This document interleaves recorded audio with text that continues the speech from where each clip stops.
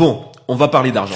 Faire de la musique en tant qu'artiste indépendant peut vite devenir très coûteux. Avec les sessions studio, avec les réalisations de clips et de projets, etc., les shootings photos, ça peut vite devenir très coûteux. Et ça peut même être un motif de découragement et c'est totalement compréhensible. Je vais te donner 3 choses que tu peux faire pour continuer à faire de la bonne musique, toucher encore et toujours plus de monde sans pour autant gaspiller ou dépenser beaucoup d'argent. La première chose que tu dois absolument faire en tant qu'artiste indépendant, c'est d'avoir un plan pour ta carrière. Beaucoup d'artistes n'ont pas de plan, donc ils ne savent pas où ils vont. Ce qui fait que dès qu'on leur dit il faut faire ci, il faut faire ça, ils vont dépenser de l'argent dans des clips, dans des singles, dans des projets qui vont rien leur apporter. Le plan va te permettre d'avoir une idée fixe de ce que tu veux. Tu vas définir tes objectifs à long, moyen et court terme, de sorte à ce que tu puisses savoir où tu vas et donc pourquoi tu fais telle ou telle chose. Pourquoi là tu dois sortir un single, pourquoi là tu dois sortir un clip, pourquoi tu dois sortir un projet, etc. Et quand tu sais où tu vas mettre ton argent seulement dans des projets qui vont te permettre d'avancer vers tes objectifs. La deuxième chose que tu peux faire, c'est d'établir un budget pour chacun de tes projets. Mais surtout,